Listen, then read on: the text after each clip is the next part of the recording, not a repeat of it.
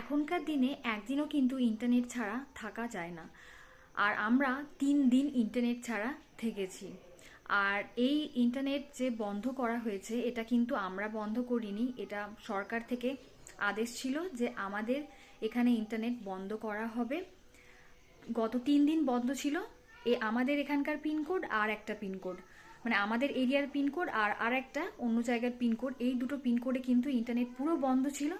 তো ফোনের ডেটা বলুন বা ওয়াইফাই বলুন কিছুই কিন্তু আমরা মানে পাচ্ছিলাম না, কোনো নেটওয়ার্ক ছিল না। তো জিও কেয়ারে এটা কমপ্লেন করার পর হয়েছে না কি হয়েছে আমি জানি না, 3 দিন পর আমরা কিন্তু ইন্টারনেট আবার ফিরে পেয়েছি। তো এটাই আপনাদের সাথে শেয়ার করা ছিল যে এখন আমরা এমন হয়ে গেছি, এতটাই অ্যাডিক্টেড হয়ে গেছি ফোনের যে আমরা একদমই ইন্টারনেট ছাড়া থাকতে পারছি না। মানে এটা খুব বাজে একটা ব্যাপার। তো যাই হোক, আপনাদেরও এরকম হয়েছে কিনা কারোর সাথে, তো অবশ্যই কিন্তু কমেন্ট করে জানাবেন।